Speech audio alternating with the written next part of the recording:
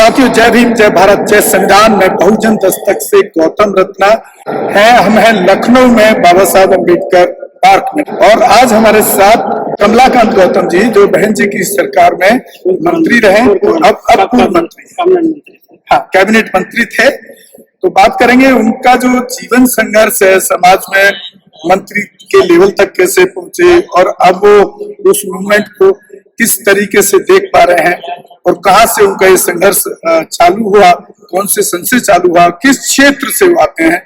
और मैं उनको साधुवाद कहना चाहूंगा कि वो मेरे लखनऊ आते ही खुद अपने अम्बेडकर पार्क में कि नहीं, आप वहीं हम आ रहे हैं, क्योंकि हमको समाज का काम करना, तो हमको ये नहीं सोचना चाहिए भाई वही मिलने आए।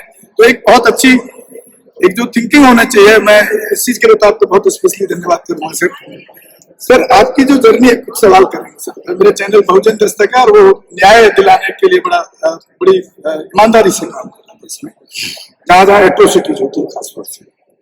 तो पहले तो आप ये बताइए, आप इस मुहिम को जो हम काम कर रहे हैं न्याय दिलाने, उसको किस रूप में देखते हैं? इसको तो मैं साधुवाद दूंगा, आपको मैं साधुवाद दूंगा जो आप काम कर रहे हैं, क्योंकि मैं कभी कभी सोशल मीडिया मुझे देखने का मौका मिलता है। आप डायरेक्ट बात भी करते हैं, लिखा पढ़े भी करते हैं, और अधिकारी को जिससे अन्याय होता है इससे संपर्क करके अधिकारियों को सूचना भी देते हैं और निराकरण भी करते हैं। ये आपकी साधुवाद है, होना भी चाहिए।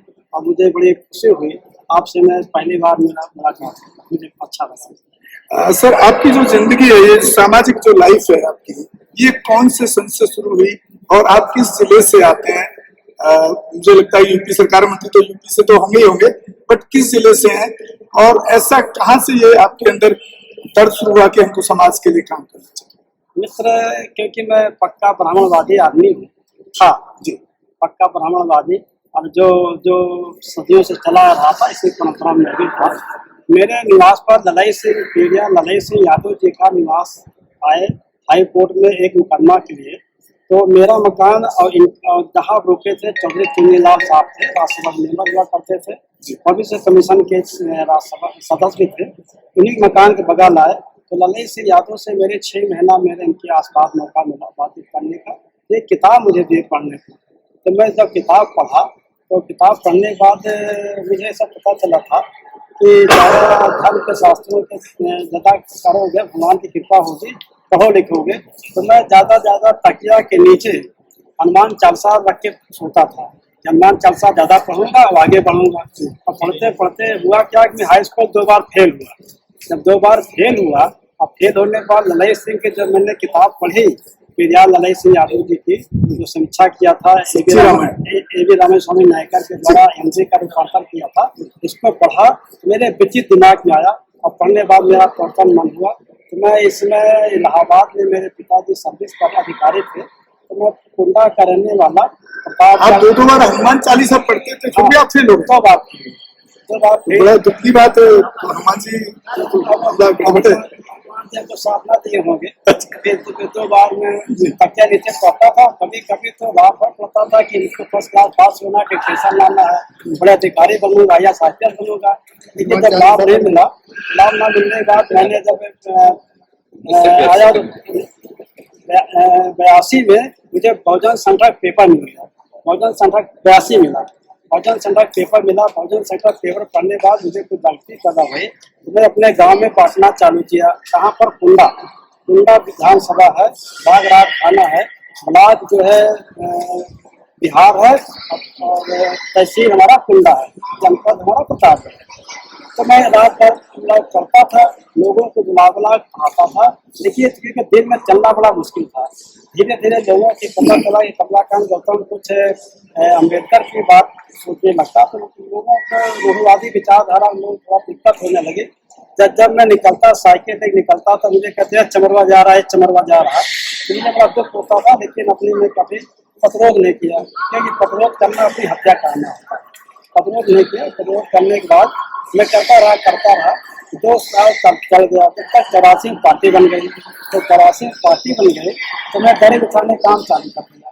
और दरी बिछाते कहाँ से कहाँ पहुँच गया, मुझे पता नहीं चला मैं कैसे चला गया। इसके बाद इलाहाबाद आया, तो जब पैसे के लिए आप रात दिन काम करने लगे, ये कहा दरी बिछाते लगे, फिर नगर अध्यक्ष बने, फिर जिला अध्यक्ष बने, फिर कोऑर्डिनेटर बने, फिर ये इलाहाबाद मंडल, कानपुर मंडल, बनारस मंडल, आगरा मंडल, अलीगढ़ मंडल, लखनऊ मंडल और गोरखपुर मंडल और चित्रकूट मंडल, फिर झांसी मंडल, कहाँ कहाँ पे घूमना लगे, जिम्मेदारी मिलती गई।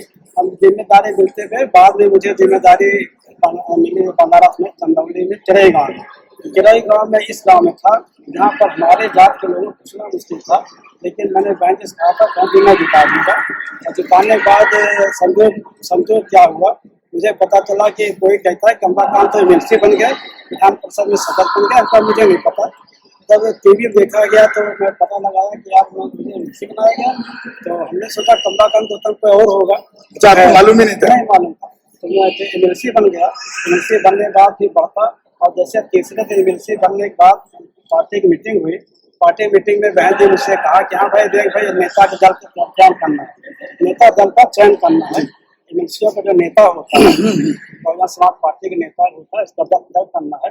तो 2 लोगों का नाम आया, और 2 लोगों को नाम आने के बाद मेरा नाम स्वयं बहन जी ने कहा कि भाई तू नहीं संभाल सकता था भाई, जब तक मैं विधान परिषद में विधानसभा घोषणा नहीं जानता भाई, जब मैं नेता बना क्यों नेता बने। तो मुझे दल के नेता बना दिया। अब मैं दल के नेता बना तो लोगों ने जब प्रवेश किया, प्रवेश करना भी नहीं जानता था। जब मैं प्रवेश किया तो नेता के लोगों ने बताया, गाँव मुझे बताया कि सर प्रवेश करने कैसे होना चाहिए, कि पीठ की ओर नहीं निकलना चाहिए। खैर मैं इसी तरह बैठा, तो नेता लोग अन्य दल के नेता थे, ये कहा गौतम जी कुर्ता पजामा आपको पहनना चाहिए।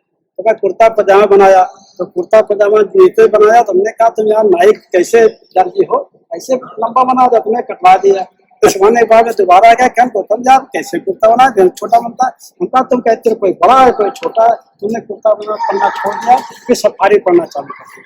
सफारी पढ़ने के बाद फिर संजोग से काम बढ़ता गया, और काम बढ़ते बढ़ते फिर यहाँ तक मैं पहुँचा। और फिर जब लखनऊ का सरकार फुल फेस की सरकार जब बनी, तो फुल फेस के सरकार बनने के बाद जब दल के नेता बना, तो माननीय नेताजी से कई बार काफी मेरे दुष्कर्ष, और आगे सीट मिलती थी, बैठने की आगे सीट मिलती, नेता होने के दल के नेता नसीमुद्दीन सिद्दीकी साहब और बाबू सिंह कुशवाहा मेरे आजू बाजू बैठा करते थे। लेकिन नेताजी मुख्यमंत्री थे, आए, और आने के बाद में संजोग से मैं ऐसे कोई मामला था, 2 जून घटना जब घटी थी, तो मेरे दिमाग कुछ बात थी, तो मैं कुर्सी में नहीं उठा।